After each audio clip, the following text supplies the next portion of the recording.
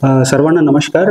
मी कार्तिकेयन, मुख्य कार्यकारी अधिकारी जिल्हा परिषद कोल्हापूर. जिल्हा परिषद म्हणजे मिनी मंत्रालय म्हणून ओळखलं जातात. मिनी मंत्रालयाचं कारण म्हणजे नावाचं कारण असं आहे की ज्या डिपार्टमेंट तुम्हाला मंत्रालयामध्ये भेटेल त्या डिपार्टमेंट जिल्हा परिषदच्या आहेत. उदाहरण सांगायचं म्हणजे जवळपास जिल्हा परिषदच्या खाली जवळपास 13 ते 14 डिपार्टमेंट्स आहेत. खूप महत्त्वाचं म्हणजे आमच्याकडे पंचायत विभाग आहेत. त्या विभागामार्फत सगळं पंचायत समिती आणि ग्रामपंचायतचं पूर्ण नियंत्रण आम्ही ठेवतो.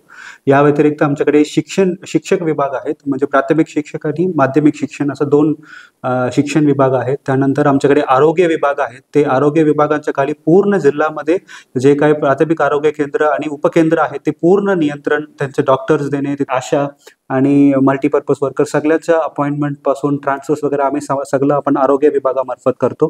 या व्यतिरिक्त आमच्याकडे पाणी पुरवठा विभाग आहे. पाणी पुरवठा विभागामार्फत आम्ही 2 महत्त्वाच्या योजना, केंद्र सरकारच्या महत्त्वाच्या योजना, जल जीवन मिशन आणि राष्ट्रीय पेयजल योजना आम्ही राबवतो. या व्यतिरिक्त आमच्याकडे स्वच्छ भारत मिशनचं एक वेगळं डिपार्टमेंट आहे. त्या घनकचरा व्यवस्थापन आणि सांडपाणी व्यवस्थापन आम्ही करतो.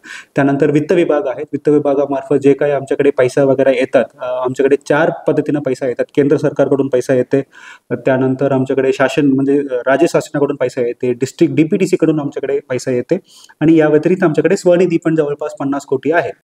या सगळं वित्त छाननी करणे आणि वित्त खर्च झाल्यानंतर त्यांचे ऑडिट वगैरे करणे पूर्ण आम्ही वित्त विभाग मार्फत करतो. त्यानंतर आमच्याकडे GAD डिपार्टमेंट आहेत. आमच्याकडे जिल्हा परिषद अंतर्गत जवळपास 20,000 कर्मचारी आहेत. शिक्षक सगळे कर्मचारी आणि अधिकारीच्या त्यांचा पगार सगळं सेवा विषय वगैरे पूर्ण आपण GAD मार्फत करतो. तर आमच्याकडे बांधकाम विभाग आहेत. बांधकाम विभाग अंतर्गत आमच्याकडे जे काही VDR आणि ODR, VR म्हणजे विलेज रोड, ODR म्हणजे अदर डिस्ट्रिक्ट रोड्स, ते पूर्ण आम्ही बांधकाम विभागामार्फत करतो आणि जे काही बांधकाम आपल्याला करावं लागेल ते इमारतचं बांधकाम वगैरे ते पूर्ण आम्ही बांधकाम विभागामार्फत करतो. त्यानंतर खूप महत्त्वाचं म्हणजे आमच्याकडे दिव्यांग कल्याण आणि समाज कल्याण असं 2 विभाग आहेत.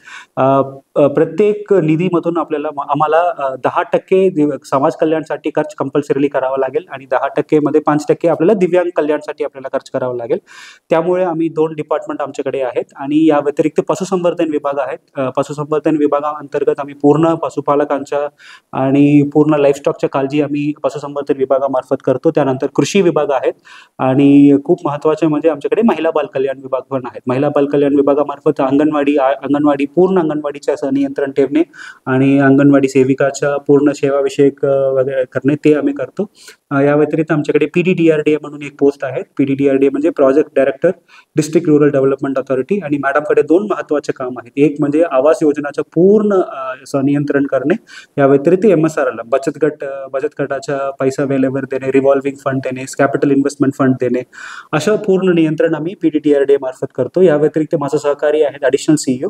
ॲडिशनल CEOच्या माझ्याकडे 13 डिपार्टमेंटपैकी जवळपास 10 डिपार्टमेंट माझ्याकडे असले आहेत आणि त्यांच्याकडे समाज कल्याण, पशुसंवर्धन आणि बांधकाम विभाग ॲडिशनल CEOकडे आहेत.